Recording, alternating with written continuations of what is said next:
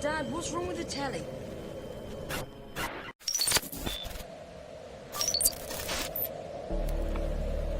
We are scientists.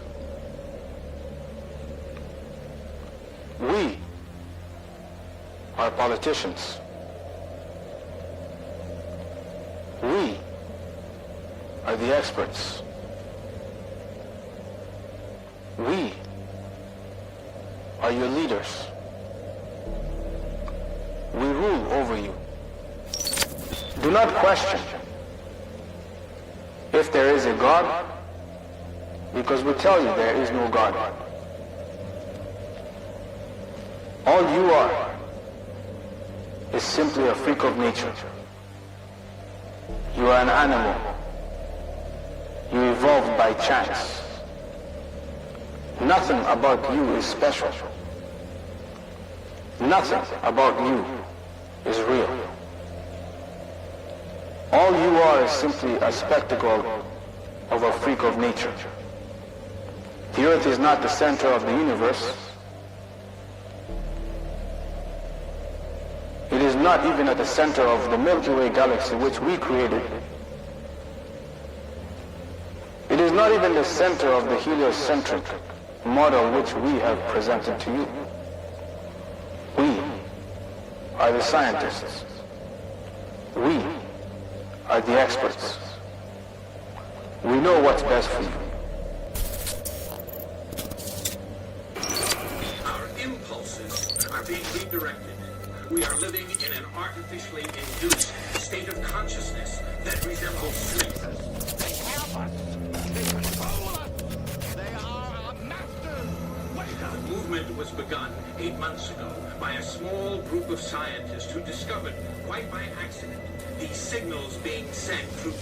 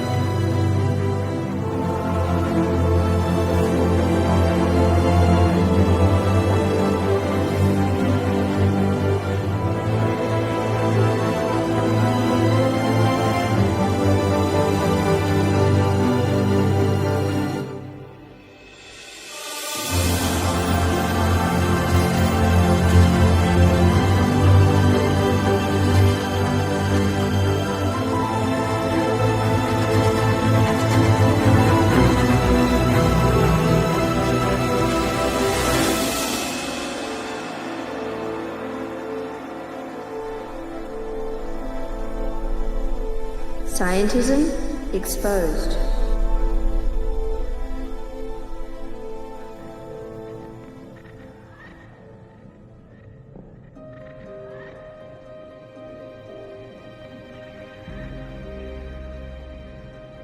It might come to a surprise to most people that one of the most dangerous worldviews one can hold is scientism. The failing of science is not really about the scientific method. It is about a largely unrecognized epistemology that developed as a result of the successes of science. This faulty epistemology can be called scientism, and we should make a sharp distinction between science and scientism. Science is a method of inquiry and the knowledge acquired by that method. The scientific method involves hypothesizing, experimenting, observing, and drawing conclusions. Central to the method of science is that no theory is ever considered final. All theories are subject to scrutiny and re-examination, and it is assumed that all will eventually be proven false by a more comprehensive theory. Scientism, on the other hand, is the belief that the methods of science are superior to any and all other methods of determining truth.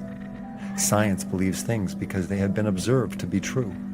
Scientism believes things because science says they are true. Most of us are guilty of scientism to some extent.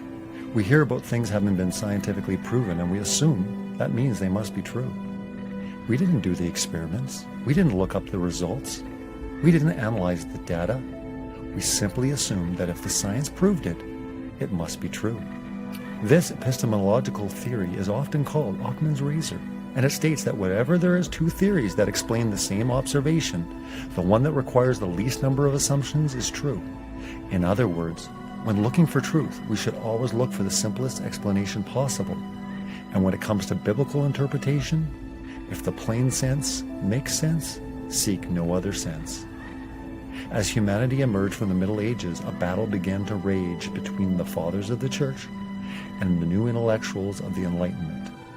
That struggle continues today, even though it had seemed for a time that the debate was over and that the science was settled.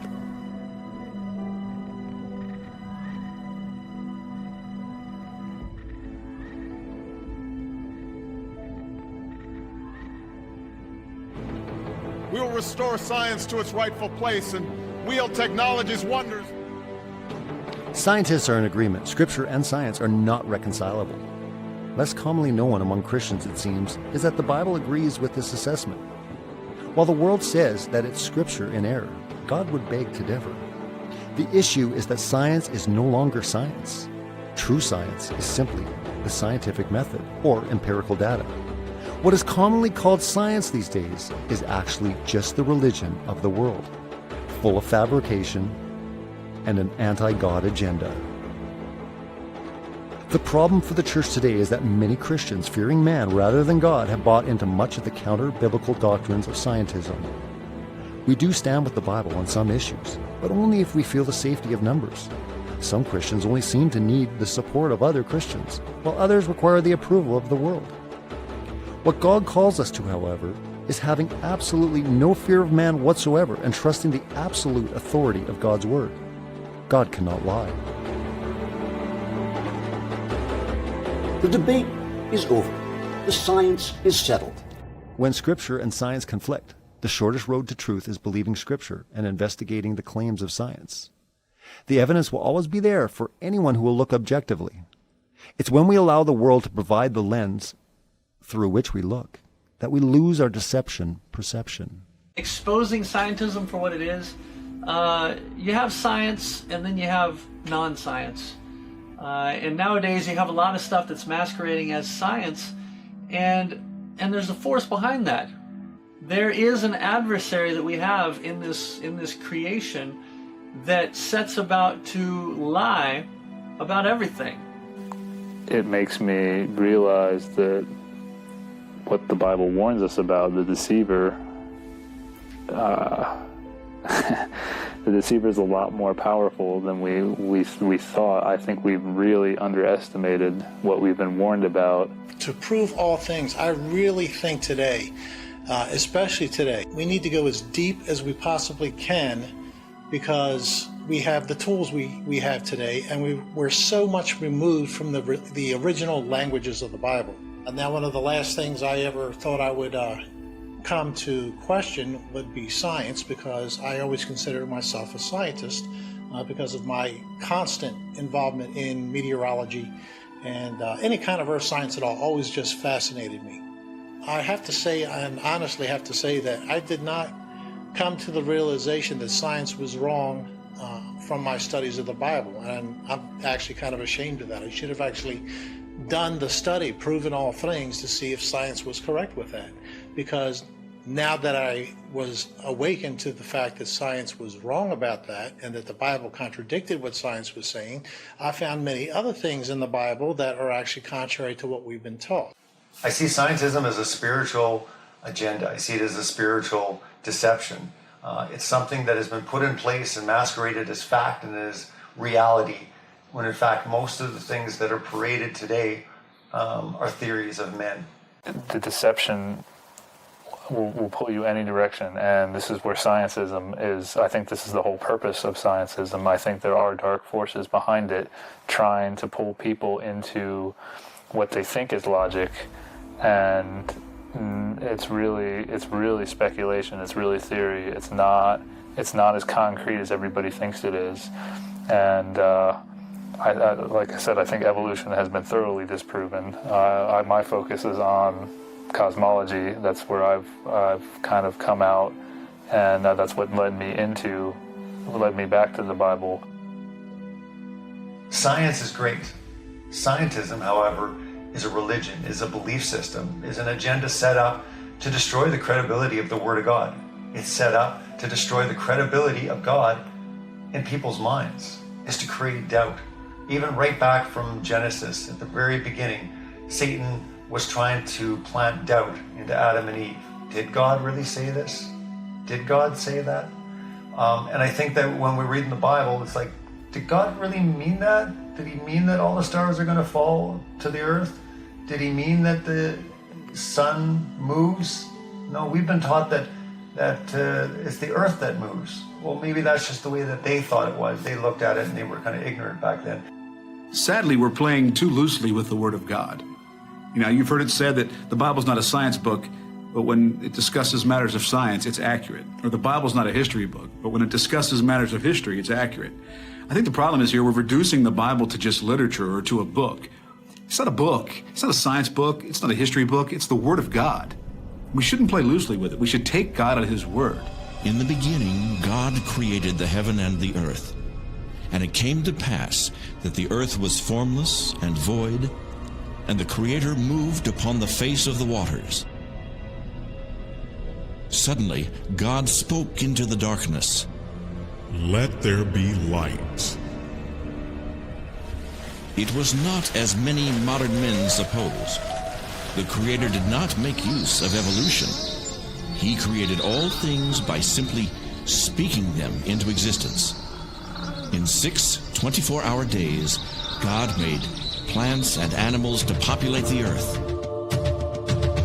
Scientism and evolution.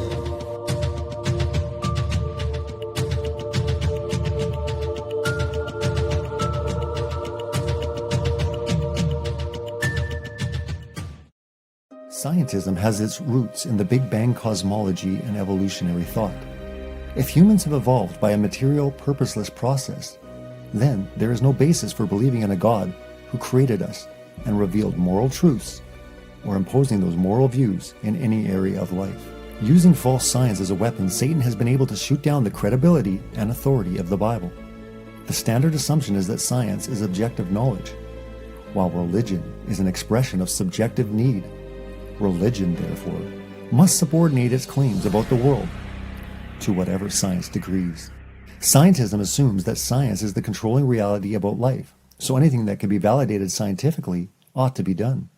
Other things are subjective fantasy, like love, beauty, good, evil, conscious, and ethics. Science, which originally simply meant the study of the natural world, has in this view become conflicted with scientific naturalism, materialism, and a philosophy that the natural world is all that exists. Humans are reduced to objects that can be inspected, experimented on, and ultimately controlled. In 1922, G.K. Chesterton warned that scientism had become a creed taking over our institutions, a system of thought which began with evolution and has ended in eugenics. But I believe that it began much earlier with the heliocentric universe, our solar system, Big Bang cosmology, giving us the perfect storyline to introduce biological evolution at a later date. As we start our journey looking into scientism deeper, which millions and millions of people in the world recognize as unquestionable scientific fact, we need to start with the evolutionary theory and its fabricated millions and billions of years of primordial history. Stop and consider if the entire scientific and academic world has monolithically embraced or endorsed something as unquestionable scientific fact, when in reality, it's been a massive deception on a grand scale.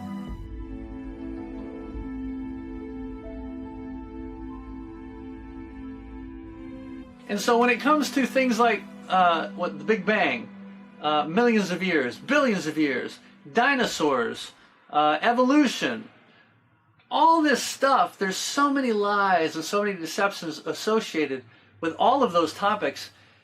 And so that makes you think, well, if Satan is a liar and he's the father of liars, right? Our adversary goes around deceiving people. That's where the real battle is. It's in our minds. It's not like he shows up at our window with a pitchfork saying, I've got a deal for you to sign in blood. You know, I'm going to blackmail you. No, it's about the mind. It's about what we think.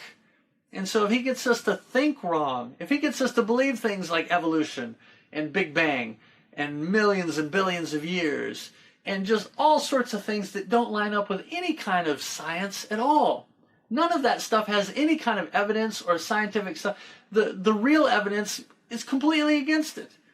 And of course, when you look at the Word of God, that's also completely against it. Why? Because the Word of God is true. They need gaps. They need canopies. They need whatever it takes to somehow align with the fact of millions of years and billions of miles, or billions of years and millions of miles. Evolution needs those millions and billions of everything.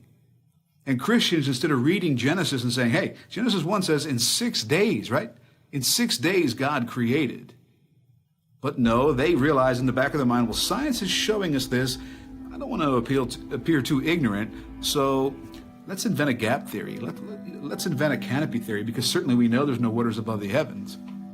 And this has to stop. We need to tremble at God's word, stop pulling the power out of it by reducing it to literature or poetry and ripping it apart. This is a huge problem. Many people that have walked away from the Bible or the claims of Christianity or even six-day literal creationism usually have fallen away because of all the finds and the validity they find in science. And again, remember, there's science and there's scientism. What have you fallen for? What have you believed in? Has it been real science or has it been scientism? We no longer feel ourselves to be guests in someone else's home and therefore obliged to make our behavior conform with a set of pre-existing cosmic rules. It's our creation now. We make the rules. We establish the parameters of reality. We create the world. And because we do, we no longer have to justify our behavior, for we are now the architects of the universe. We are responsible to nothing outside of ourselves, where we are the kingdom, the power, and the glory forever and ever. Wow, well, that's blasphemous. Once in a while, I get people that claim they don't believe in evolution. And my response generally is, so why not? Really, why not? You guys believe 20 billion years ago there was a Big Bang where nothing exploded and produced everything. 4.6 billion years ago the Earth cooled down, made a hard rocky crust. It rained on the rocks for millions of years, turned them into soup, and the soup came alive 3 billion years ago. Found somebody to marry, and something to eat, of course, and slowly evolved into everything we see today. There are some lies in our science books. Taught it for 15 years. Even though I'm not teaching it anymore, I still like to study. It's so many neat things to learn. We're going to cover some of that tonight. I'm not against science, I'm not against schools, I'm not against teachers, because most of them don't know what they believe. You have to tell them. They teach the kids it all started with a Big Bang 20 billion years ago. What exploded? In a millionth of a millionth of a millionth of a millionth of a millionth of a millionth of a second, it went from a size smaller than an atom to bigger than a galaxy. Whoosh. This is what the textbooks teach. Before the Big Bang, there was nothing, literally nothing, an infinitesimal nugget of space. And then something happened, triggering the most colossal explosion in history. Shame on you. What a shame. Yes, boys and girls, you see, nothing exploded, and here we are. So I asked this professor if I could ask him some questions about the Big Bang. I said, where did all this matter come from? He said, well, we don't know that for sure. I said, well, sir, would you please tell me where the laws came from? The universe is run by laws, gravity, centrifugal force, inertia. Who gave the laws? He said, we don't know that either. I said, sir, could you tell me where the energy came from? You know, it takes energy to make a Big Bang. Who bought the gas to run this machine anyway? He said, we don't know that either. I said, sir, could I ask you another question?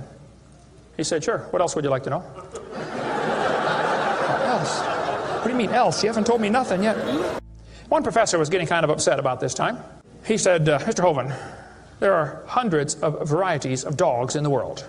He said, do you mean to tell me that you believe all these dogs came from 2 dogs off of Noah's Ark? You expect me to believe that? I said, sir, would you look at what you're teaching your students? You're teaching your students that all the dogs in the world came from a rock. Charles Darwin was disciplined. I mean, he did these extraordinary experiments, this series of experiments. Then they're going to tell the kids, well, we have evidence for this theory. Charlie Darwin stopped off at these islands right there called the Galapagos Islands. Charlie studied the birds very carefully and said, you know what? I think all these birds had a common ancestor. I bet you're right, Charlie. It was a bird. You see 14 kinds of birds, and you conclude that birds and bananas are related. Here are these ancient dinosaur bones or fossils. They tell the kids they have evidence of evolution from fossils. I don't think so. If you find a fossil in the dirt, all you know is it died. You don't know that it had any kids. And you sure don't know that it had different kids. You bring in a bone to the judge. Judge, I found this bone in the dirt. This is the ancestor of all the humans today. They would laugh at you. You don't know that that's the ancestor of anybody. And why on earth would you think a bone in the dirt can do something animals today cannot do? They'll say, boys and girls, you have 2 bones in your wrist, radius and ulna. And boys and girls, look at the whale's flipper carefully. Did you know the whale has 2 bones in his flipper? And they're called the radius and the ulna?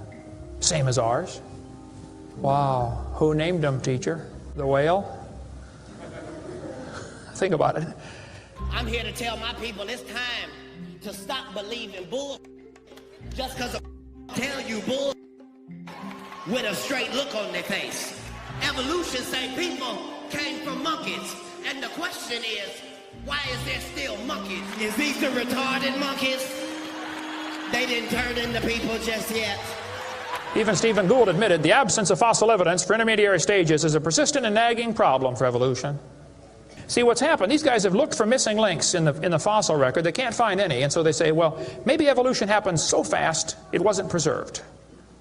Maybe a reptile laid an egg and a bird hatched out. Well, who did that bird marry? It's just really a hard thing. It's really a hard thing. Your world just becomes fantastically complicated when you don't believe in evolution. What we're finding is that natural selection seems to be an incredibly important factor in generating new species.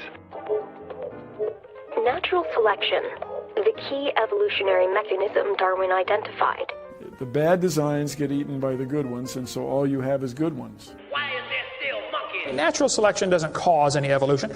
It makes sure the bad ones don't survive, but it's not going to change it to something else. That's what evolution is.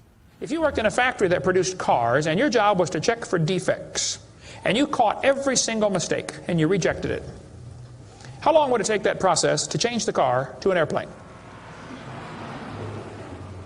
You say it'll never change it. That's my point. The students are taught we have evidence from development.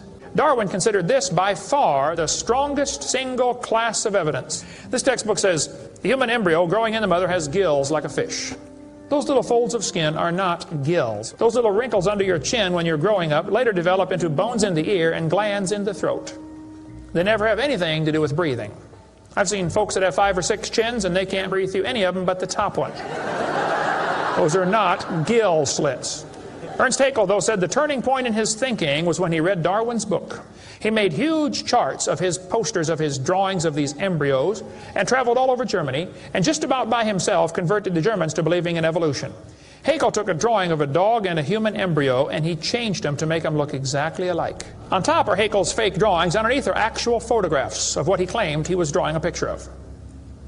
Now either he's a lousy artist or he's a liar. Well, it turns out he's a liar. He was convicted of fraud by his own university, proven to be a fraud. But guess what? Haeckel's fake drawings are still used in textbooks in your state right now. It's only been proven wrong 125 years ago. I know it takes a while to get textbooks up to date, but that ought to be plenty of time. Adolf Hitler said, "You let me control the textbooks, I'll control the state." Watch this sentence here carefully. Some kid's doing this for homework tonight. Boys and girls, do you think humans are still evolving? Now, what kind of question is that? Doesn't that question assume that evolution has happened? What if a kid doesn't believe in evolution? How's he supposed to do his homework tonight? That question does not teach him how to think critically. That teaches him what to think, not how to think. And when the kid gets done with this course, he's going to think he knows how to think. But he doesn't. He knows how to be told what to think. Brainwashing at taxpayer expense. They want to use my tax dollars to teach that to your kids in our schools. If you want to deny evolution, that's fine. But don't make your kids do it, because we need them. And that's where the problem comes in. Okay? If you want to believe in the Big Bang, just enjoy yourself, but keep your religion at home. The Russian atheist astronomer came to America and spoke at one of the universities, and he said, started off his speech, he said, "Folks, either there is a God or there isn't. Both possibilities are frightening. If there is no God, we're in trouble. But if God made the world, He owns it.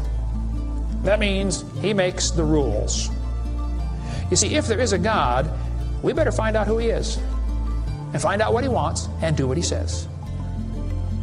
Malcolm Muggeridge said, "I am convinced the theory of evolution, especially the extent to which it's been applied, will be one of the great jokes in the history books of the future."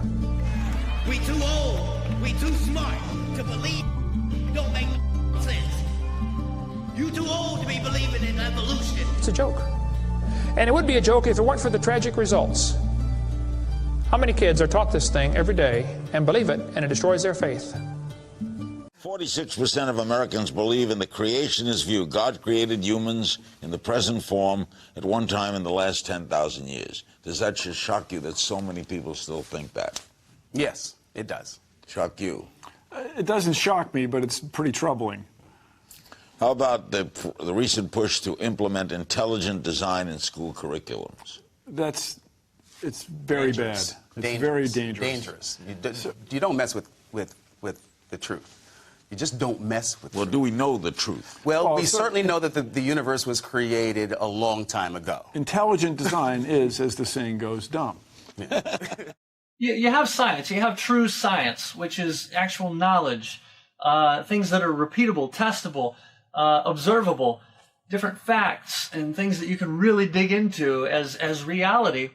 But then you've got this thing in modern day society called, what's referred to now as Scientism. It's a lot of theology dressed up as science. And it needs to be exposed.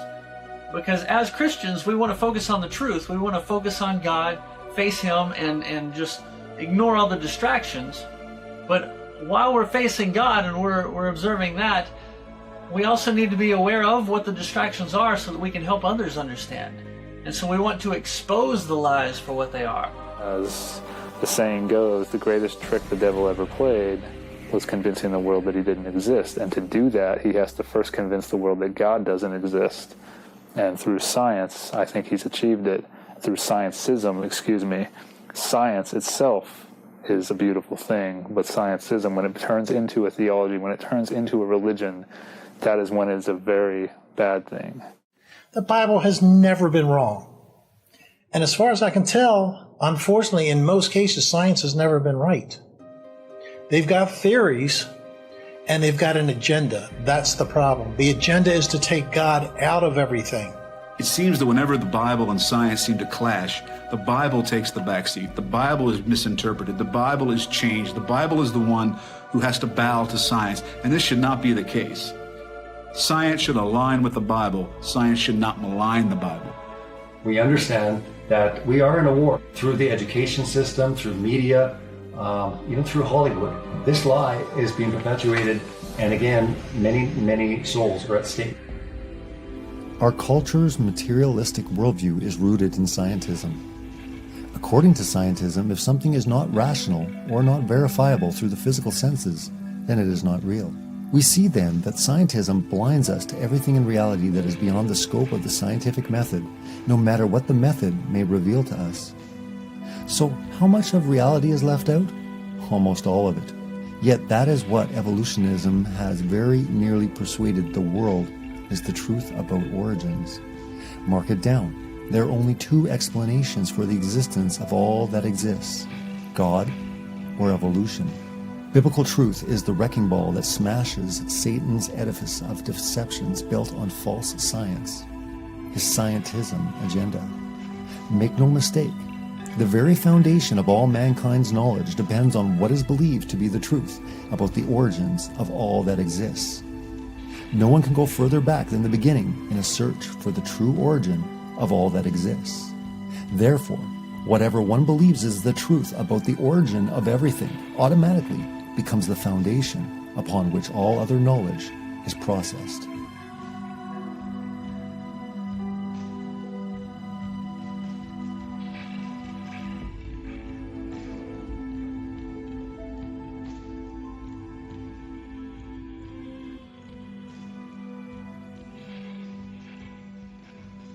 When you study when it comes to Big Bang cosmology, when it comes to the whole creation of the universe, understand that without the Big Bang, there is no evolution. Without the Big Bang heliocentric, universe, when it came to gravity, that everything, has to orbit around the sun, and gravity is what makes, everything exist. Understand that without that entire narrative, there is no evolution. It started out as a big theory. Now it's pretty much accepted as fact. And if you talk about anything else, it's a heresy.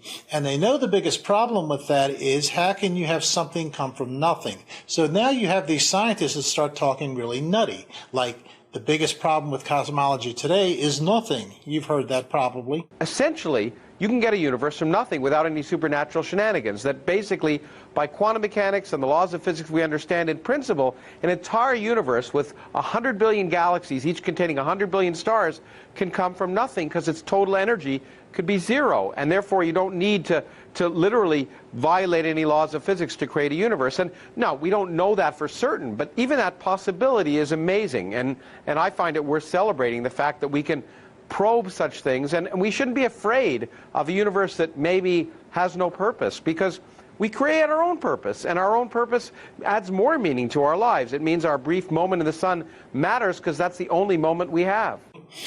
Which it means that everything came from nothing and then exploded. So when you really drill this stuff down to the basics, it doesn't make much sense. But since you're hearing this 24/7, and all the school systems teach it, nobody even thinks to question it. And if you're into the Bible and things like that, what surprises me is most people won't even look to see if these things hold up to biblical scrutiny. Yeah, people will say, well, we know God created the universe, but they couldn't tell you, other than maybe Genesis chapter 1, where to go and look for certain things. That's a problem. And so you have this same thing in the mainstream science world, scientism. You have people that are studying cosmology and astronomy and physics and chemistry and biology and all this stuff, but a lot of times they're not even studying the real thing. Instead, they're just studying what somebody else has said about it. And then those people, they know stuff based on what somebody else had said. And so it keeps building on, the deception keeps going until finally every once in a while somebody in the middle of that wakes up and starts to look at the evidence and says, hey, wait a minute, this is not lining up with what we're teaching and what we're believing. Something's wrong. And of course then that guy is immediately ousted, not just for challenging the authority, because that can be a good thing. Sometimes they like that. But if you're challenging the authority and bringing in real truth, that they don't like, because real truth brings in God. The agenda is to keep people from the realization that there's a God. And I think back again to Romans 1, the creation evidencing a creator, the idea is to just counterfeit the creation through science, therefore using through the telescope a dimly lit lens to not be able to see God. And that's what's happening. Scientism and the universe.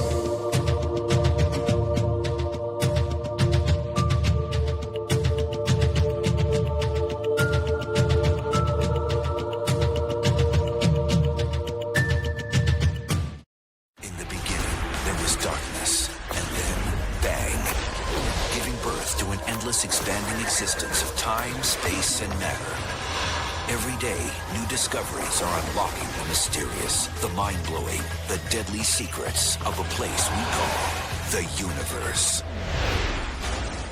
It is, of course, a mystery as to why the universe exists in such an intelligible manner, but it suggests to me, at least, that there's a deep link between the universe, the grand scheme that's unfolding, and beings like ourselves. Somehow, the universe has become self-aware. It's engineered the emergence of comprehending, thinking beings like ourselves who can come to know the universe. Some people marvel at the fact that the universe has, over billions of years, given birth to beings who can appreciate its complexity. We can even ponder where and how we fit in. But at the dawn of history, people thought they knew the answers to these profound questions. The ancients viewed their world as a snow globe. It was essentially a flat Earth, say a disk, covered by a dome. And we call this in English a firmament. And in the firmament is where all the stars and the planets were hung. Almost all ancient cultures believed their universe existed in a dome similar to this one. And they never questioned who created it. The ancients assumed that there was a god or gods responsible for the creation and the maintenance of the universe. The idea that God created the universe went largely unchallenged until the Middle Ages, when scientists made a sacrilegious suggestion based on their observations. The sun, not the Earth, was at the center of the universe. It was a paradigm shift. There is now another way to explain the naturally occurring phenomena around us, and this is science. Since the Middle Ages, scientists have developed sophisticated new theories about the enormity of the universe and our place in it. Theories that often have no room for God. But we are one of billions of planets on a huge scale, and a cosmic God who bothers about this kind of human scale is not the kind of God that is compatible with a scientific view of the universe. If you knew nothing about science and you read, say, the Bible, the Old Testament, which in Genesis is an account of nature, that's what that is. And I said to you, give me your description of the natural world based only on this. You would say the world was created in 6 days and that stars are just little points of light, much lesser than the sun. And in fact, they can fall out of the sky, right? Because that's what happens during the Revelation. One of the signs that the second coming is that the stars will fall out of the sky and land on Earth. To even write that means you don't know what those things are. You have no concept of what the actual universe is. So everybody who tried to make proclamations about the physical universe based on Bible passages got the wrong answer. So what happened was, when science discovers things and you want to stay religious, or you want to continue to believe that the Bible is unerring, what you would do is, you would say, well, let me go back to the Bible and reinterpret it. Then you'd say things like, oh, they didn't really mean that literally, they meant that figuratively. So this whole sort of reinterpretation of how figurative the poetic passages of the Bible are came after science showed that this is not how things unfolded. And so the educated religious people are perfectly fine with that. It's the fundamentalists who want to say that the Bible is the literal truth of God, and want to see the Bible as a science textbook, who are knocking on the science doors of the schools, trying to put that content in the science. Enlightened religious people are not behaving that way. They're saying, yes, science is cool, we're good with that, and use the Bible to get your spiritual enlightenment and your emotional fulfillment. Well, the agenda is clear. While it may not be absolutely verbally spoken by science and scientists, when you look at people like Richard Dawkins and Neil deGrasse Tyson and Lawrence Krauss, Carl Sagan, these men, I mean, there literally is an agenda to disprove God. Now, that agenda, while they may just be puppets or pawns in a much bigger spiritual deception, it's evident by their attack on God. The quotes that you hear are just unbelievable, and they're attacking God. You have written that God is a psychotic delinquent invented by mad, deluded people.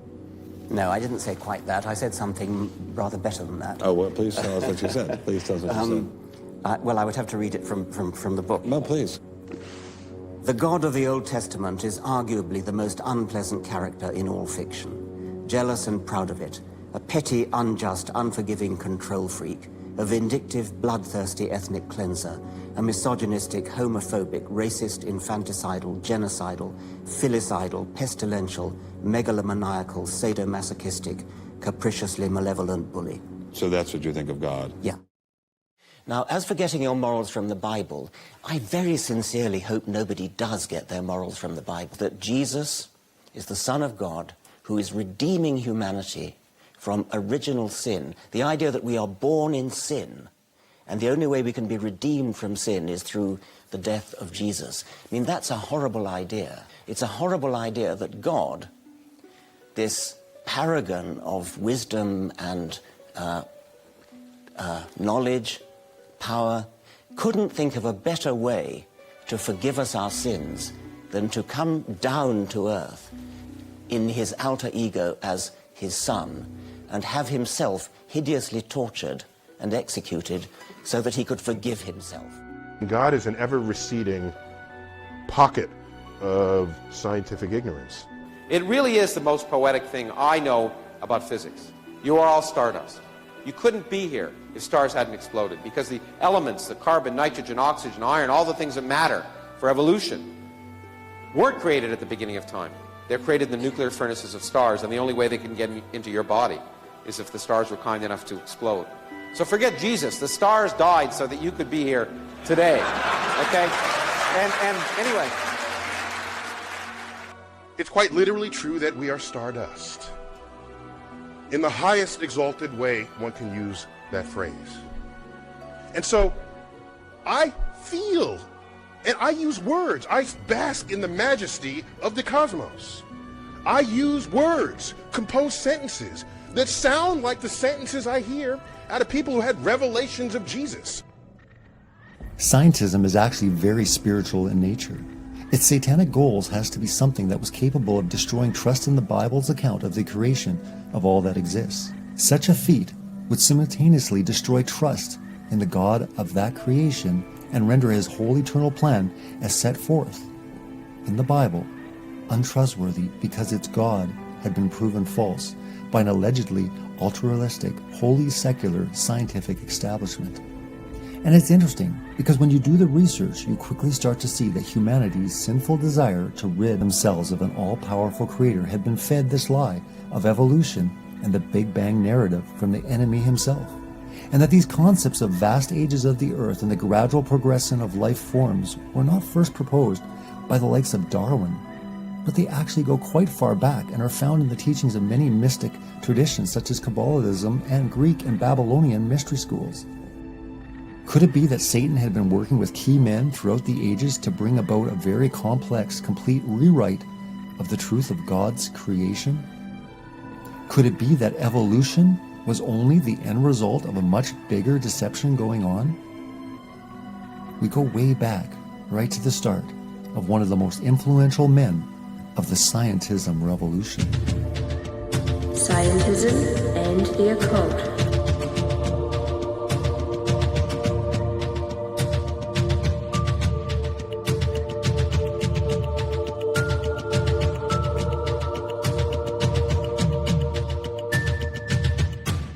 Start off with Pythagoras, and is where we get the Pythagorean theorem, and that basically comes down to understand even the curvature of the earth. We use the Pythagorean theorem, 8 inches per mile squared.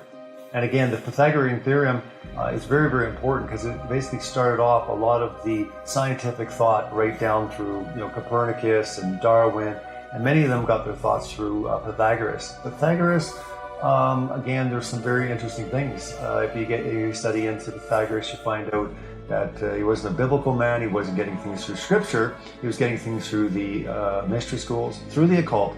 Pythagoras by no means was getting this revelation through his mind. A lot of my investigation supports the fact that men are not smart enough to devise such a elaborate scheme as far as the Big Bang or the beginning of the cosmos, even to the theory of evolution. Our alphabet, the buildings that surround us, even the music we hear, owes a debt to this brilliant philosopher. In his pursuit of wisdom, Pythagoras traveled broadly, searching for lost occult knowledge. He found it in the mystery schools scattered throughout many different cultures. Pythagoras synthesized the elements of these teachings into a new discipline, philosophy. Its foundation, numbers. He believed that mathematics and philosophy and an understanding of the divine all went together. We can't say he originated anything, but he condensed and boiled down the knowledge of the world and then brought it to a practical application. Pythagoras identified numbers as the most fundamental elements of creation. As we look at science in this day and age, we're finding that the whole world is filled with these mathematical constants. You've got pi, you've got the speed of light, you've got the force of gravitation. So the idea that numbers describe the world seems to be the case. He wanted to produce philosophers like himself, so you had to be very circumspect, you had to be very self-controlled to be able to even be in his school. Pythagoras turned the numbering system of the Babylonians into a sacred science. They believed that number was like God. And to connect with this was to be talking to God. And so from that arises a whole lot of symbolism that later becomes numerology, Kabbalah, things like that. So the long and the short of it is that the Pythagorean mysticism, fetching disguised as something scientific, reduced practically everything to mathematical numbers. Does that ring any kind of bell in our information age, frequently called the digital age? Because factual math is so dependable, so exact, so capable of producing technological marvels, people have had very good reason to trust anything that is said to be mathematical supportable. Such as the Copernican heliocentric model, for example, Newton's work, Einstein. The same is true of factual science, of course. Little, however, do people in general even remotely suspect that there is any subjectivity, much less occult spiritism, occult in either mathematics or science. The general belief is that both math and science are strictly objective enterprises and strictly secular tools in the hand of a rather elite band of ultra-realistic laborers for mankind. The theoretical science establishment has cultivated the image that it is uniquely removed and aloof from any contamination by philosophies and religions. The establishment's mantra is that mathematics and science represents a dedicated search for truth. You want proof? Just take a look at how they got rid of all that superstitious stuff about God, who created everything that exists in the heavens and on the earth. Scientism in the heavens.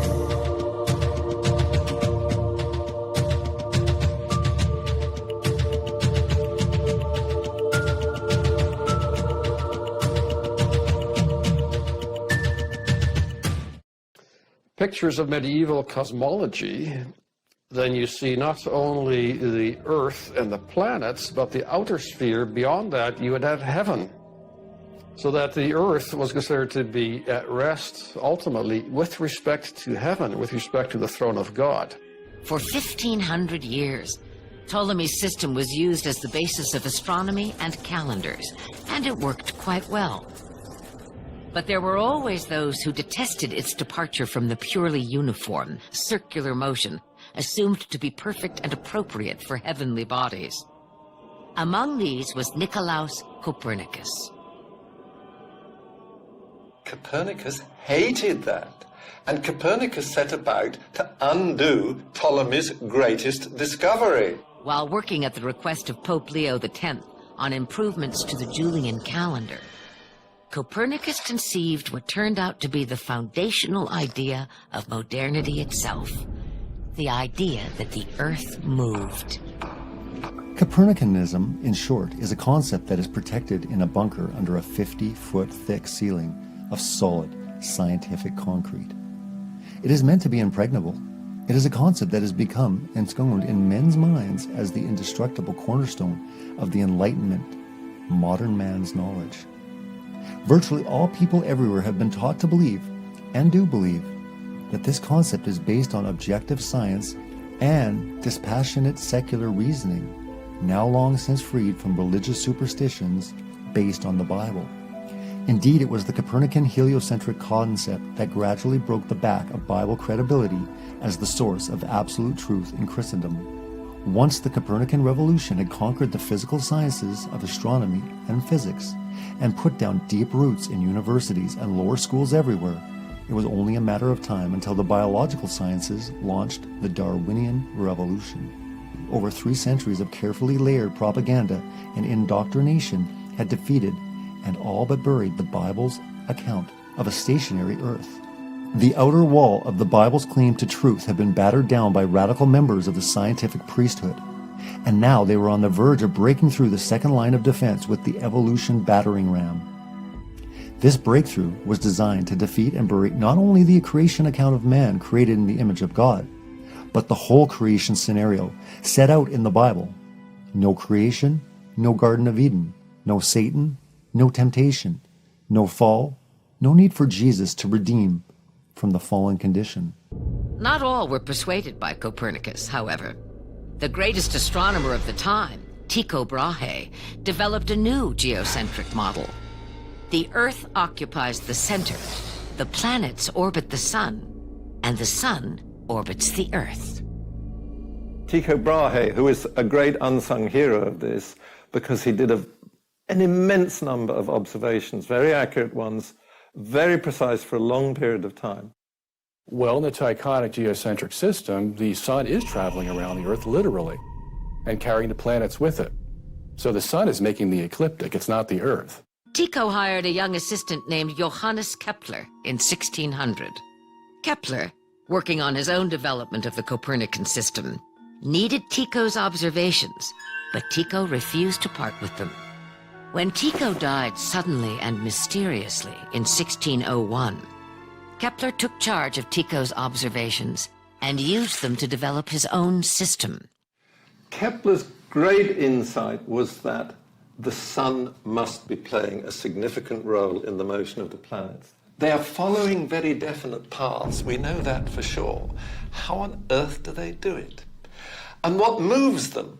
So he said, the Sun must be somehow causing them to go round. So he postulated that the Sun is rotating and had sort of spokes, which somehow got weaker as you were further from the Sun. In Kepler's system, the Sun is in the center, while the planets move on ellipses, non-uniformly.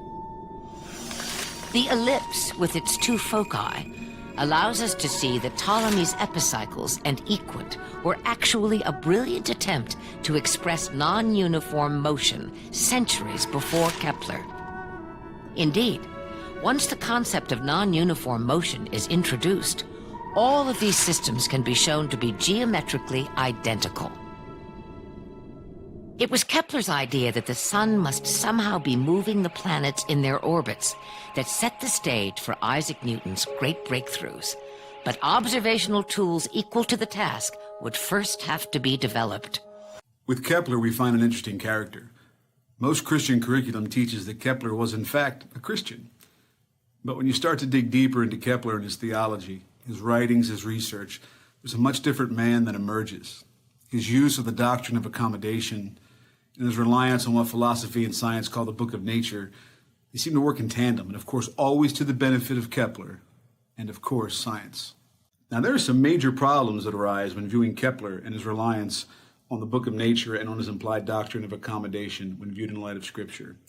Now there was a German publication from the 14th century entitled Book of Nature, but that's not what we're referring to. The book of nature actually isn't really a book at all, but it's more of a concept that originated sometime during the Middle Ages, stemming from the Greek philosophers and their naturalistic and humanistic concepts.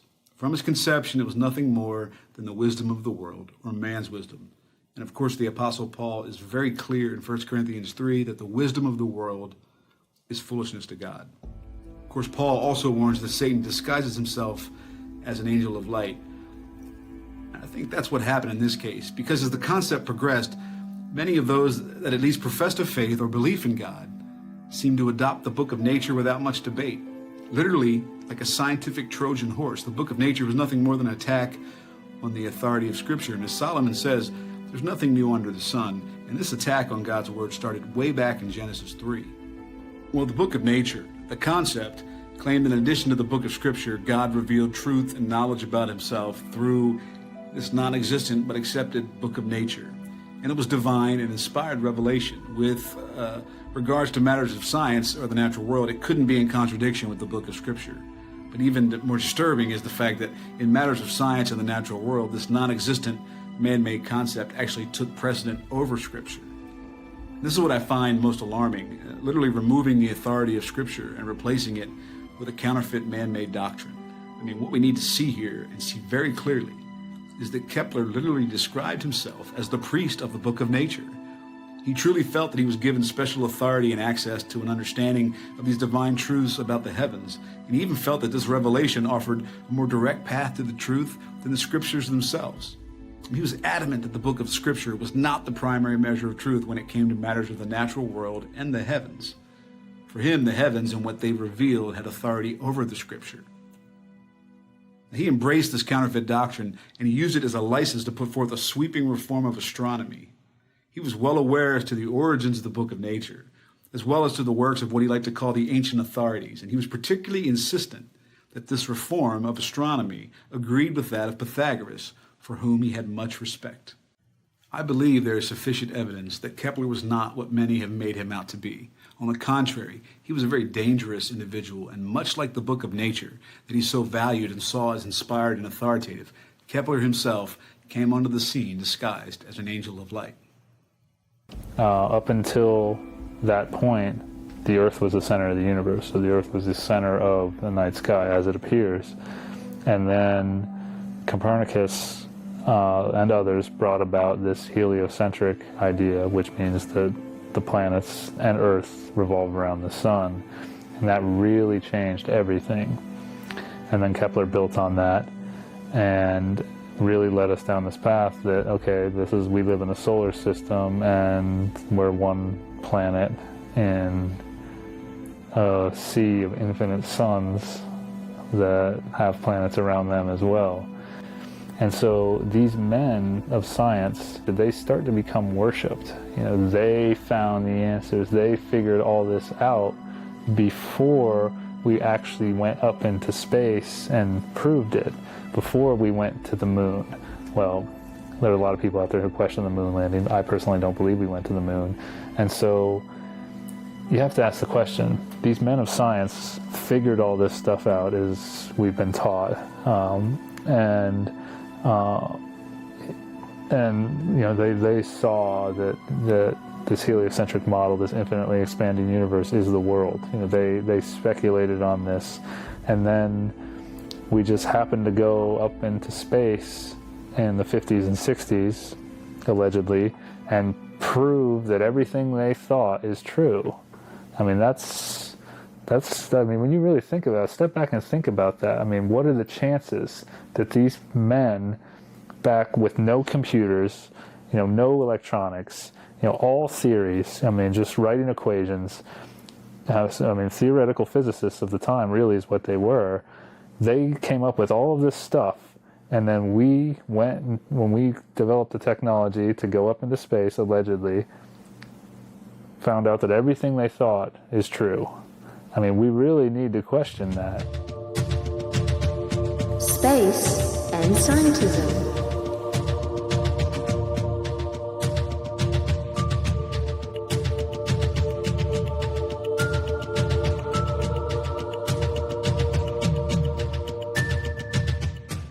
He was considered basically the greatest rocket scientist of all time. He basically founded NASA. He created NASA.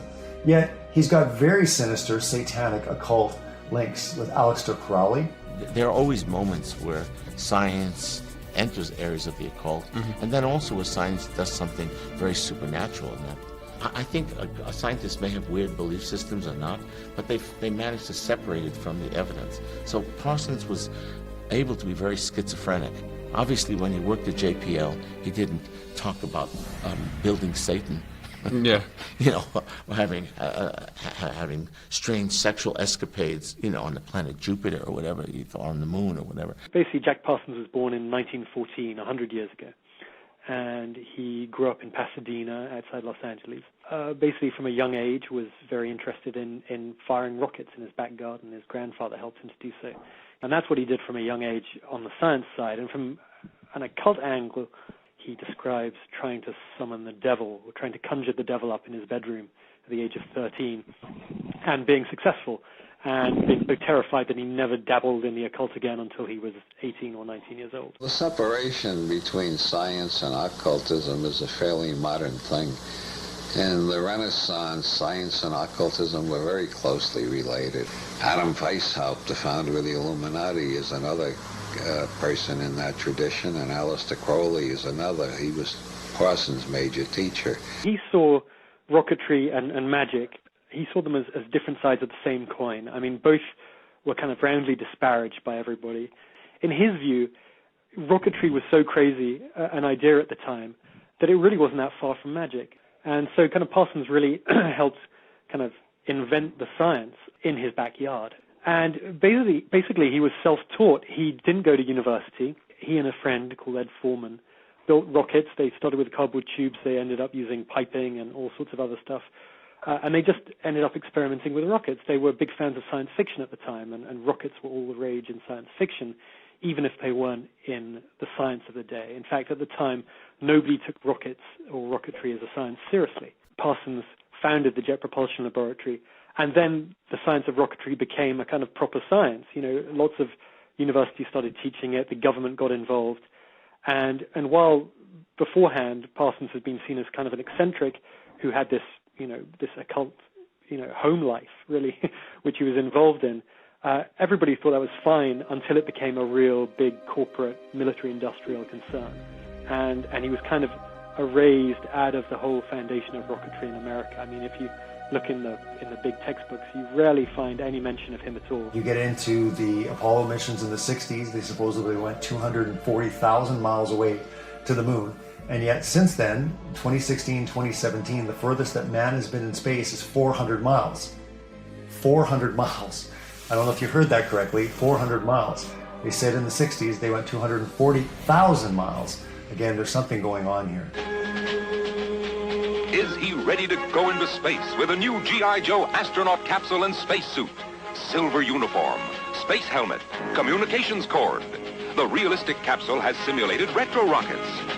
Sliding canopy, control panel too. And the capsule floats so recoveries can be made.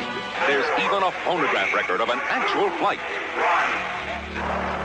Okay, well, we have the opportunity to set the record straight. We're asking you to... I'm not on the record right now.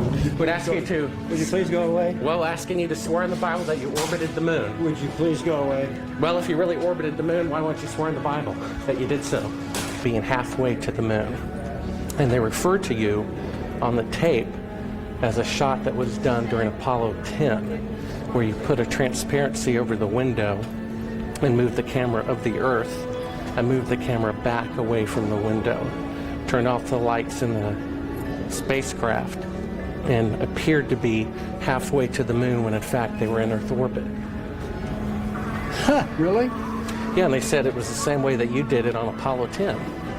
So we wanted to give you the opportunity to put your left hand on the Bible, to raise your right hand, to swear to God. Stick it in your ear. Well, you were giving an opportunity to swear to God under oath that you walked on the moon. I don't do that kind of thing. Well, if you really walked on the moon, what's the problem of swearing to God that you did?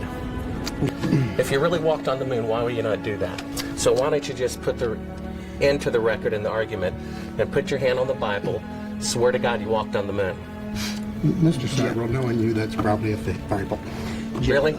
Well, no, it's a real Bible. You have the opportunity to have $5,000. The meeting is not open. Well, you have $5,000 cash. You can give it to charity if you swear on the Bible that you walked on the moon. Please I have it taped. That'd be fine. Why don't you swear to... Why not? Why won't you do it? So why don't you put your hand on the Bible and swear to God that you walked on the moon? Mr. Seibel has made a fool of himself in front of the world. Mr. Seibel, you do not deserve answers. I understand that some believe that we should attempt a return to the surface of the moon first, as previously planned. But I just have to say, pretty bluntly here, we've been there before. We know that they're lying to us about the millions of years. We know they're lying to us about evolution. We know they're lying to us about the Big Bang. All this stuff. You know, if they're lying to us about all that, then what else? What else are they lying to us about? Right? Are they lying to us about the actual Earth that we live on? Are they lying to us about space? Are they lying to us about the sun, the moon, the stars? Where does it end? Well, the lies don't end, because Satan is still very real. He's our adversary. His job is to lie to people. His main function is to lie. And so he's going to lie about everything. He lies to us about our identity. He lies to us about God's identity. He lies to us about the creation.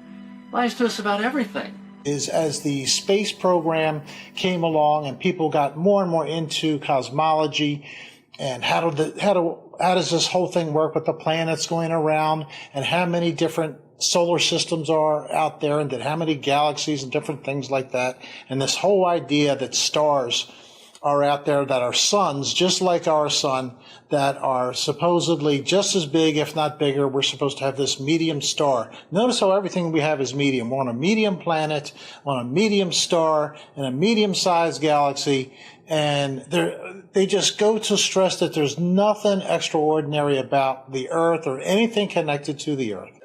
God creating the sun, the moon, and the stars specifically talks about how the sun, the moon, and the stars were created on the fourth day. The earth was already created.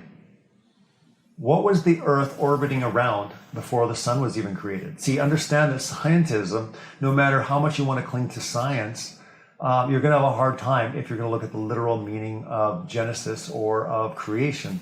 So again, if you start looking into how God says that creation happened, how he created the world, understand that he doesn't lie. Scientism has lied to us. They have an agenda. Through doing experiments and really observing the world, instead of sitting in front of the Cosmos series and anything about the universe and the world that you see on the TV, and actually going outside myself at night and just looking at the world myself, I started to realize, wait a second, I think what the Bible is describing is exactly what I'm seeing, and I don't think what we're being shown is the truth. Everything that you have starts out with the word of man, right? But are you going to believe the word of man that was inspired by God and is actually available to us? We can read it and we can test it. We can see.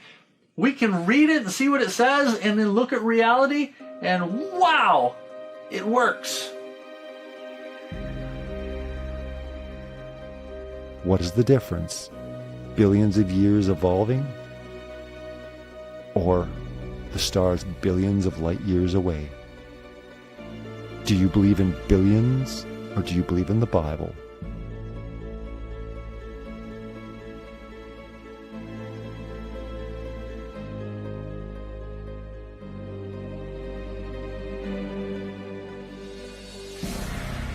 How they have moved science in the realm of all truth and understanding when it's been masqueraded as scientism all along.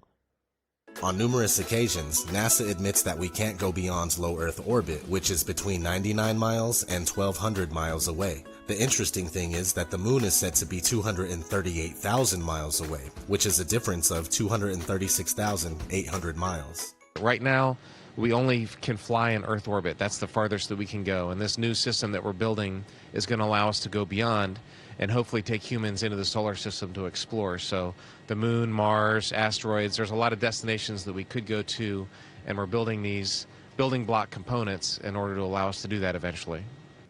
Now, one thing I really want your generation to embrace is that the Earth is a closed system. We cannot leave the Earth. There's no place to go. We are headed 3,600 miles above Earth, 15 times higher from the planet than the International Space Station. As we get further away from Earth, we'll pass through the Van Allen belts, an area of dangerous radiation. Radiation like this could harm the guidance systems, onboard computers, or other electronics on Orion. Naturally, we have to pass through this danger zone twice, once up and once back. But Orion has protection. Shielding will be put to the test as the vehicle cuts through the waves of radiation. Sensors aboard will record radiation levels for scientists to study. We must solve these challenges before we send people through this region of space.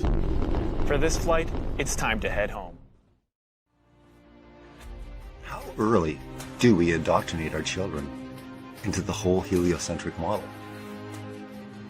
I mean, from an early age, even as babies, in the crib, looking up at the solar system. Some of the earliest thoughts, some of the earliest memories. It's interesting. If you actually think about how early children, babies, see our world, we teach them this big round ball and say, this is where we are.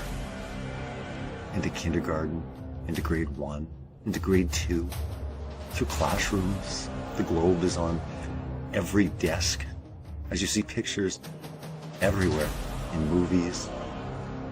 It's kind of a staple. It's something that is to be expected. But if in our research we understand that NASA has lied, modern day science has lied, the global elite have lied, they've led us to believe in these lies. We look out in the universe and 85% of all the gravity that's out there has some mysterious unknown source. We add up all the stars, the galaxies, the planets, the comets, the black holes, the dark clouds, everything out there that we can see, touch, smell, or taste. And it doesn't add up to give us the gravity that we see operating in this universe. And dark matter is a great example. It was through observation of galaxies. I mean, there are things, celestial objects that we call galaxies that look like clusters of spinning stars. And the whole theory of dark matter, there's so much in the news about dark matter and dark energy. And let's go back to where dark matter came from. The whole idea of dark matter came from the idea that galaxies spin too fast. They spin so quickly that the observable matter, which is based on light, it's the light that we can see from the galaxies, that there isn't enough mass there, that they're spinning so fast that they should fly apart based on the conservation of angular momentum.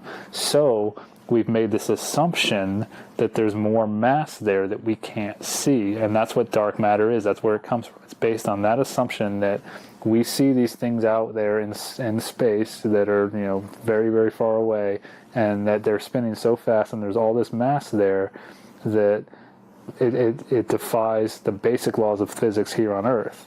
And so besides the idea that might not even be true, that those things might not be that far away, we're forcing things in the night sky to have to comply with our physics here on Earth. Now that in itself is an enormous assumption, but besides that, dark matter comes from that assumption. So we just build assumptions upon assumptions. And then dark energy, the other one that is supposed to make up an enormous amount of our universe,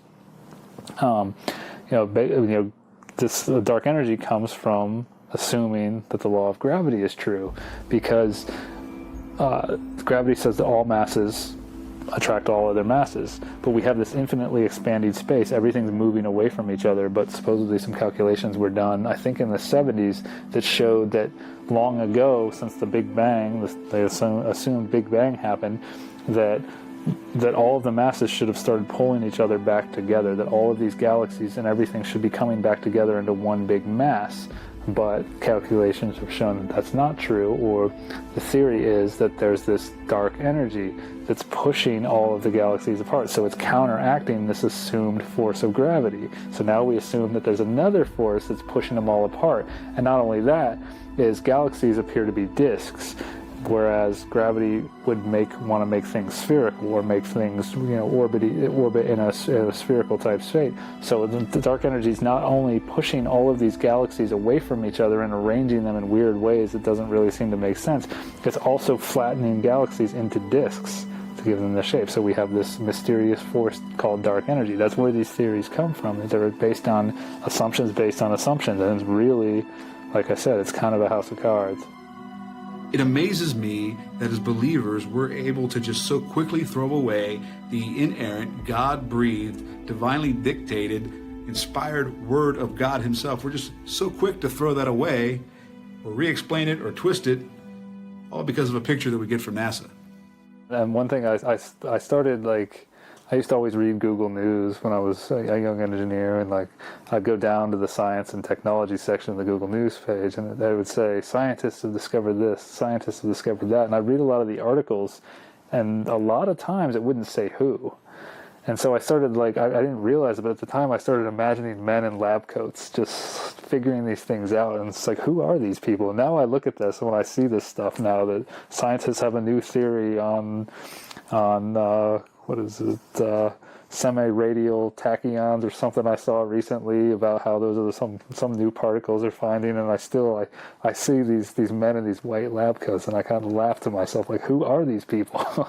They're never really described to us, and there's just all these theories, all these crazy things that just come up in the news about science this and science that, and don't get me wrong, I love science, but scientists, it's like they're priests almost, and it's getting out of hand. We really got to just take a step back. Wait a second here. We're in dreamland here. There's a book I'm reading by a man named Lee Smolin who's a theoretical physicist, who's saying, whoa, we got to back up and get back to testable, scientific method physics, and it doesn't seem like mainstream science wants to go that route. It really seems like they want to keep all of this theoretical stuff that really, to me, is just kicking the can down the road, avoiding the question, who made this? Just add more and more time, more and more billions of years, more and more expanding infiniteness that has no explanation, no beginning, no real beginning at least. Are you sure that everything that you've been taught is true? Are we spinning at 1,000 miles per hour at the equator? Whipping through space around the sun? What about evolution? Are you sure we evolved from apes over billions of years? The entire Big Bang cosmology exists in billions of miles away and billions of years ago. Are you going to put your faith in billions? Or are you going to put your faith in the Bible? Make sure. You need to understand. Wake up. Make sure that this is true. Ask questions. Seek the truth. We're told that the sun is 93 million miles away from the Earth. We're also told that the sun and the moon appear to be the same size in the sky. The explanation is that the diameter of the sun is almost 400 times the size of the diameter of the moon. The distance of the moon to the sun is 400 times greater. Therefore, this is coincidence. There's never coincidence, and this is what we want to investigate. According to a recent study conducted by the National Science Foundation, 1 in 4 Americans believes that the sun and everything else in space revolves around the Earth, and not, as modern science says, the other way around. Believing in what's called geocentrism is really pretty stupid right now, given that Galileo, Copernicus, and Kepler debunked it over 500 years ago. We are told that the Earth spins at 1,040 miles per hour, while the Earth travels around the Sun at 66,000 miles per hour. Meanwhile, the whole solar system is going inside the Milky Way galaxy at a speed of 490,000 miles per hour. And finally, the entire Milky Way galaxy is darting through infinite space at over 1 million miles per hour. Most people believe this, and yet every experiment ever conducted to prove even the simple spin of the Earth has failed. Science is supposed to be point A, B, C, and D. You come up with a hypothesis. You then come up with a way to test that hypothesis, and hopefully it's a repeatable method that you can get the same results. And you can then verify if your hypothesis is true or false. And science has actually done this with several different things. Airy's failure, Sagnac, Michelson-Morley, Michelson-Gale experiments, many different things, and even today, gyroscopes. They all show through the scientific method that the Earth does not move. It absolutely does not move. It is ether, what they call the ether, and the stars, everything around us, which is moving around us. We are stationary. Everything we see in the sky revolves around the Earth. In 1887, Albert Michelson and Edward Morley conducted what's known as the Michelson-Morley experiment. This experiment was attempting to prove the speculated motion of the Earth around the Sun, and when it failed, Albert Einstein was forced to form the theory of relativity to overcome this problem. In fact, anytime mainstream science is faced with undesirable results, they create a workaround, which isn't real science at all. Challenging outer space and the cosmos, we have all these pictures of this stuff that people will believe are real, and so it's too big of a conspiracy, a lot of people think. But in my opinion, I think we've just underestimated the power of Satan, and we're warned about this, the deceiver and deception, and I think it's something we really need to step back and say, hey, I think how powerful is this deceiver? Is it possible that the deception could be this big? NASA, the science community, the top elite are preparing us for something. The great deception is coming to our world. Without the evolutionary theory, aliens would not exist. The scientific community, talking about other life, discovering planets, the entire Big Bang universe is a hoax. The entire Big Bang universe they have constructed is to enslave us into the great deception that's coming into this world. The great deception has been planned for years. I couldn't help at one point in my discussions privately with General Secretary Gorbachev, when you stop to think that we're all God's children wherever we may live in the world, I couldn't help but say to him, just think how easy his task and mine might be in these meetings that we held if suddenly there was a threat to this world from some other species from another planet outside in the universe. We'd forget all the little local differences that we have between our countries, and we would find out once and for all that we really are all human beings here on this earth together. Well, I don't suppose we can wait for some alien race to come down and threaten us, but I think that between us we can bring about that realization. And we've been hearing a lot lately about dozens of other habitable planets being discovered, and today NASA is hosting a discussion panel about these habitable planets that are just a short, 10, 20 or so light years away from us. So RT correspondent Megan Lopez joined us earlier from NASA, and I first asked her if we were close to finding another life form in our solar system. Do aliens even exist, and how would we know?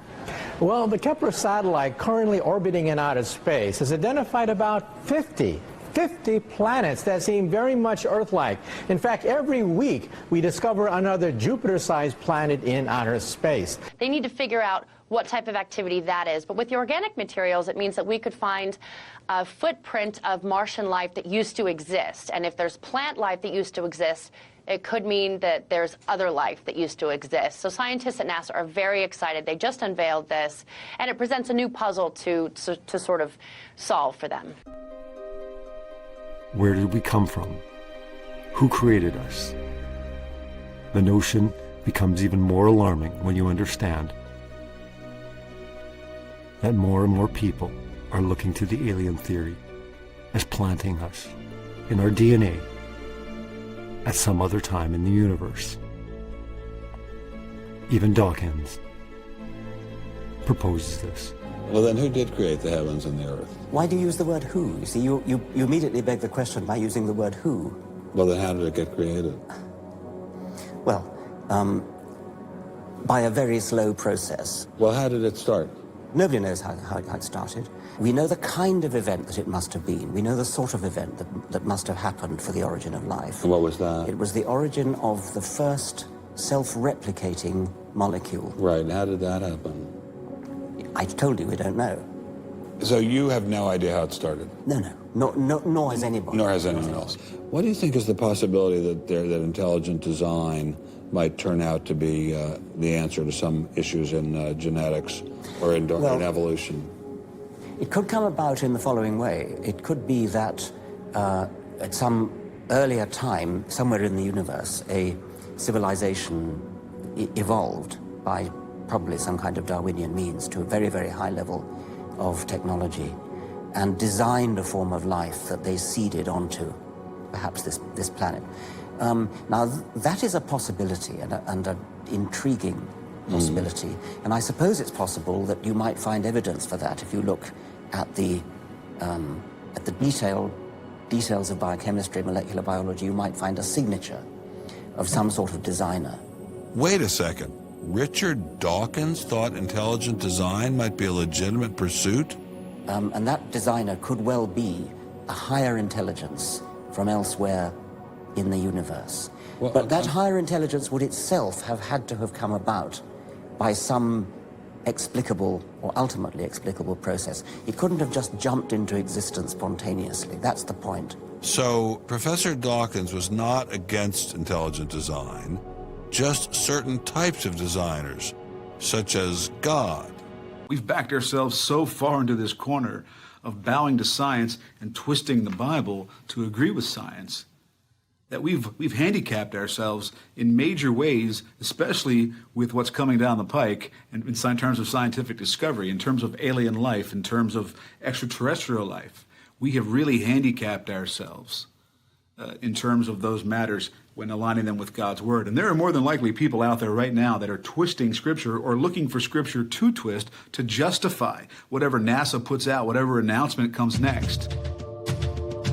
Scientism in the future.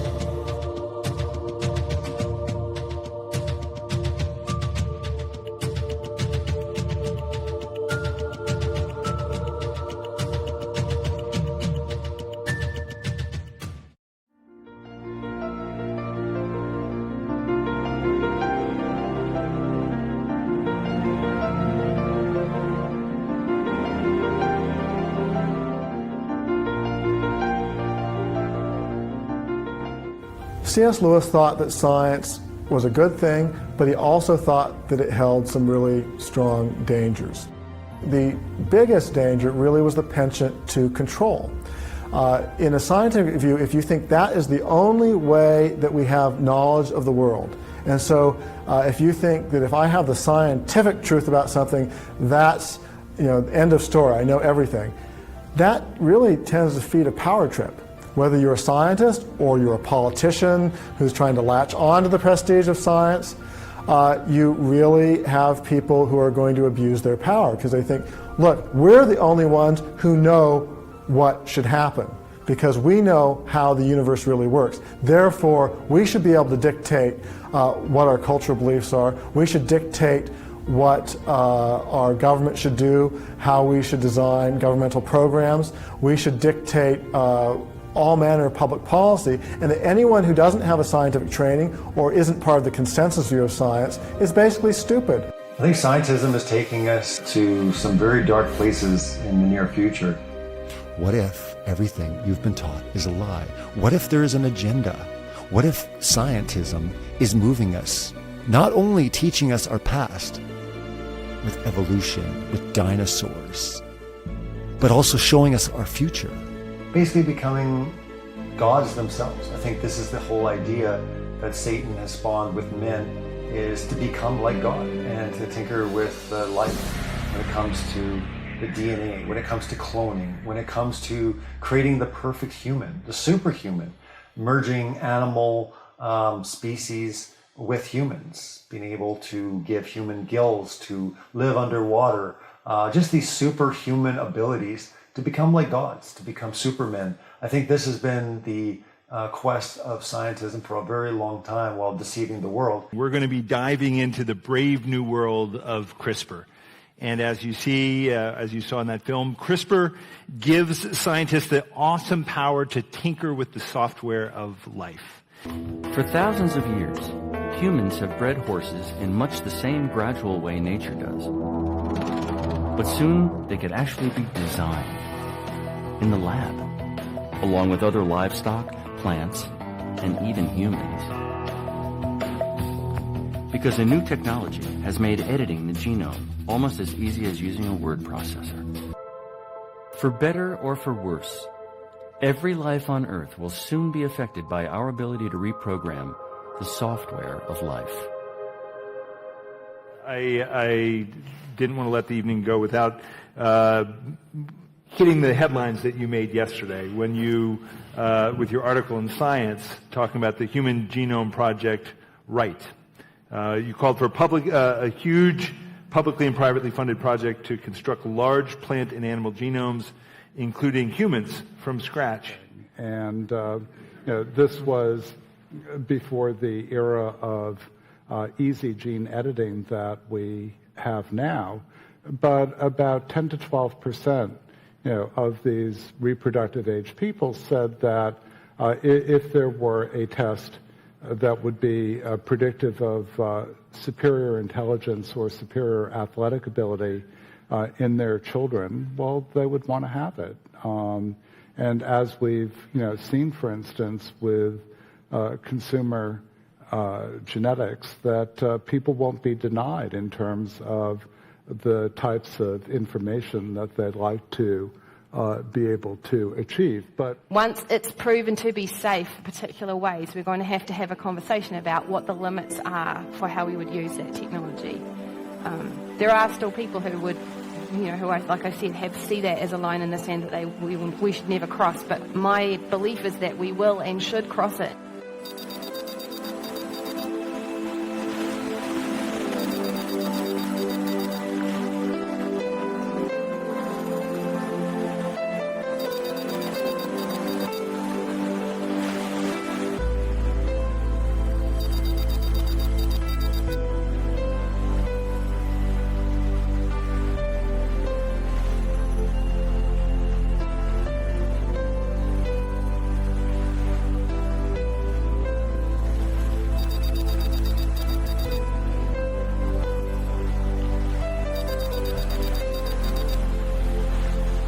Scientism is an evil agenda, religion, and theory. Let God be true, but every man be a liar.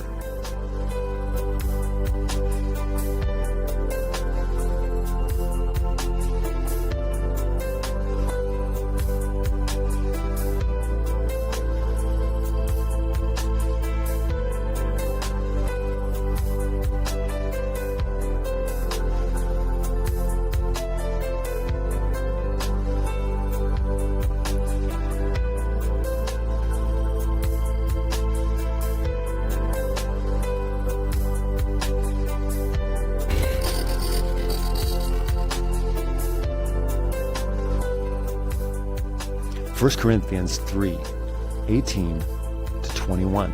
Let no man deceive himself. If any man among you seemeth to be wise in the world, let him become a fool, that he may be wise.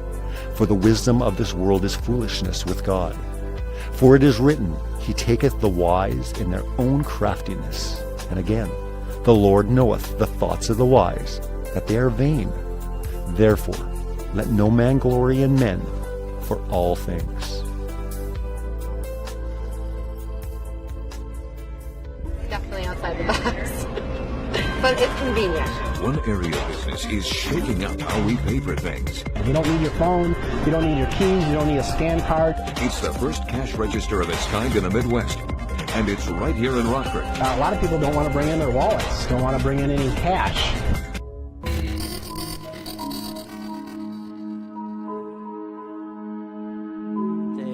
They ask questions that sound a little bit like science fiction, but many of them are becoming science fact very quickly.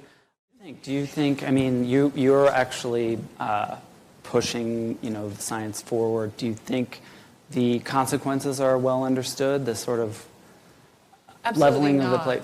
Yeah, I don't think we understand. I mean, luckily for us, we sort of sidestep in regenerative medicine. We get a chance to sidestep this issue for a little while longer because it's still a bit of a hypothetical question. Can we grow body parts that are... Right now, we're just trying to catch up to what nature can do. And so for a while, we get the chance to, just I think similar to people in AI, to get a chance to say, oh, we're just trying to catch up to what nature can do. But eventually, it's going to catch up to us, and we'll have to start answering these questions. Do we want to enhance and do more than what nature can do? It turns out that the really intelligent people are the only ones who actually get the boost, and suddenly there is kind of a superpower that you could have just for a small few. That would be really remarkable. It would be contra everything we've learned so far, but it would be remarkable, and it might change the conversation somewhat. But I think, from my perspective, what I'd rather do, rather than putting the brakes on it, is increase access and availability so Even that if people... that entails a little bit of creative destruction. Well, why would it cause creative destruction? Consider the statement, quote, "We should only believe what can be scientifically proven," end quote. Can that statement be scientifically proven? Well, obviously not.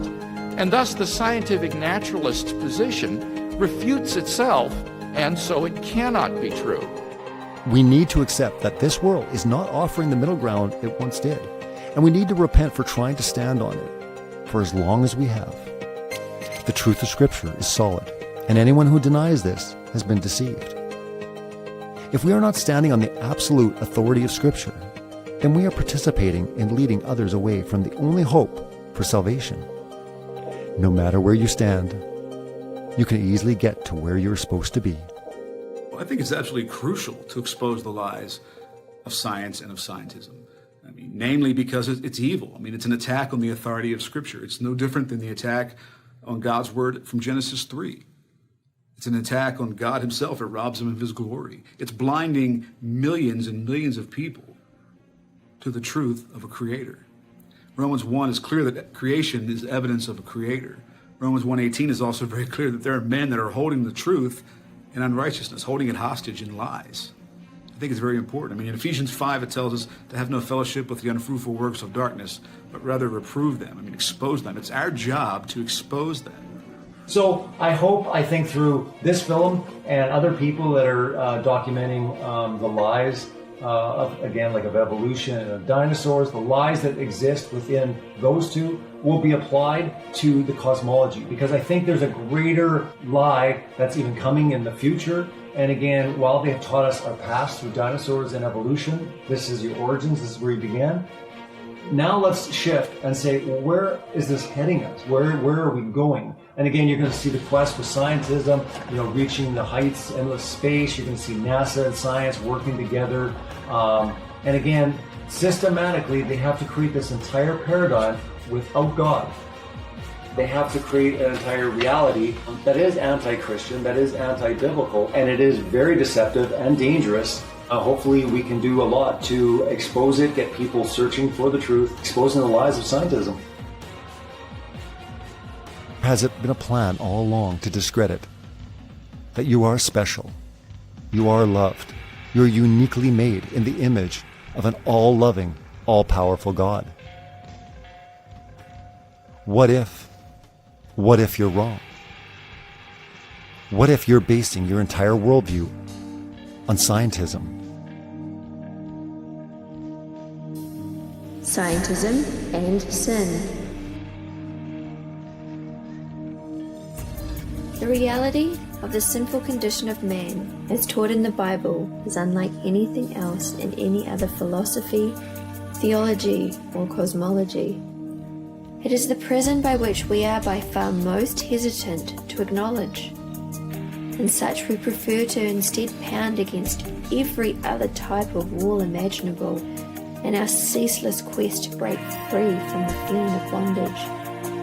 we continue to turn to idols appealing to dreams of progress, of eventually conquering the universe, whether in the context of material space travel or transcending the physical, all together in achieving pure consciousness. Satan has used scientism throughout history to deceive the masses, cleverly disguised as facts and proven truth. He blinds the eyes of the creation to their true creator. He also instigates false beliefs, false speculations of truth, and anti-God knowledge. But Jesus as the central figure of the Bible in both the Old and New Testament stands alone. As the pivotal piece of the biblical message, which proclaims first a finite, fixed, immovable earth, and then us, fallen humanity, finite, enclosed, imprisoned in our own sin. Only Jesus provides a way of escape, a way out. There's an irony in the comparison in both the enclosed biblical cosmology and Big Bang Copernican cosmology, in the sense that both paradigms one can set out to study and understand everything in the cosmos, from the earth to the sun to the moon and stars, and yet never take the time to intently study the reality of their own heart. Never stop and take stock of their life, their own state, their innermost being. And this is what I simply challenge everyone to do above all else. Before simply seeking to understand the amazing reality of the earth or the heavens, to simply get honest with yourself. To ask yourself if perhaps indeed this prison of sin in your own life, as the Bible describes, might actually be the most powerful evidence of all then what the Bible says is actually really true. Because the most beautiful news in the entire world is that Jesus broke down the prison door. He laid down his own life in order to become the door, the gate, the portal, if you will, to everything that humanity has hungered to get back to since the beginning. He is the only way out, the only bridge between heaven and earth, between death and life, the only opening between the impervious firmament separating us from the Creator himself, through which we can freely walk and enter into the kingdom of our Heavenly Father. Many people out there are under the impression that the Bible is simply another tool of control by the lying, murderous elites. But yet, if you dare to open the Bible yourself and read what it says, I am convinced that you will quickly see how utterly false this claim really is. Those that seek to control humanity and break through the barriers apart from God are only kidding themselves. In their futility, they insist on creating their own door to eternity and godhood to immorality. But you and I can make the same mistake. I pray that there are a few of you out there that now hear this and recognize that there is something true about what I am saying. And if so, you would seek the only one who holds the key. That you would seek Jesus. Ask him. Cry out to him. He will hear you. He is the way, the truth, and the life.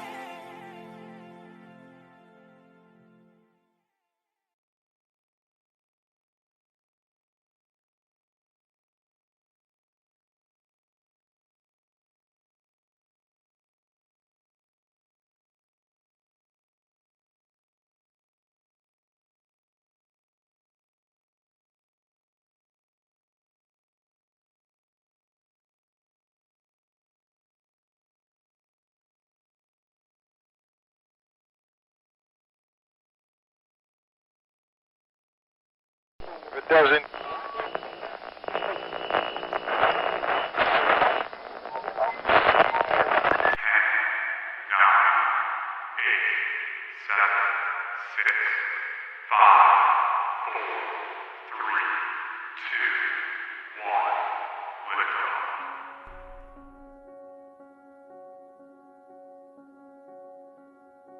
It's been an amazing quest for truth, looking into these texts based on the understanding that we have been lied to. And even though I was fighting all the lies of, Darwinism and evolution, I think most of the church, and this is a lot of the creation ministries that are out there, I mean, their emphasis was, taking out the branches from the tree, but they never looked into the root. They never were looking at cutting this tree down. They were looking at just chopping these branches of all these different lies that, Satan had, brought to us. And again, when you follow it back and you look at the root of where, everything came from, I mean, that's where the journey, and I think that's where anyone seriously seeking, the truth of the Word of God, and looking at the lies of the world needs to, focus their attention on, is they need to go back and they need to find out that all the sciences, not just the biological sciences, but the psychological sciences, every single sciences that we know currently in modern day, science, all came from the Copernican model. It was like this big step of enlightenment. It like that only, could have taken place. Like Darwinism couldn't even brought up his model without Copernicus. It was literally by his inspiration that literally all this stuff started coming together. So, yeah, I think it's very important to, look back. And I think for some people, it just seems so grand. It seems so big. And I think, I don't know, I think the quote was Hitler or something, but I think he said that, people will believe a large lie before they'll believe a, like a small lie. And again, I think that was the illusion, and I think that was the deception, is that it was so grand that no one would ever even question it because, it was fact. It was what it was. But hey, we're going to focus our attention on the fact that, we evolved over millions of years, and we focused on the anthropological type, aspect of it. We talked, about, creation, but again, we're focusing on the creation of man. We really weren't talking about the creation of the sun, the moon, the stars. We weren't talking about, Earth itself. We were just basically attaching God to the Big Bang and say, aha, there we go. God created the Bang. End of story. So we never really needed to focus on it. So I think in a way, that explosion, the story of the explosion where we got the entire universe from a dot the size of a period, which, is incredible because, the official story is that nothing became something, exploded and created everything. But, in order to, attach God to it, I think we did it a real disservice. And the church did a massive disservice in basically attaching God to a deception that really never took place. Because again, it's very clear when you look in the Bible. It's like God created lights in the sky. These things are lights, number one. But then it says the sun, the moon, and he also created stars, period. And also stars.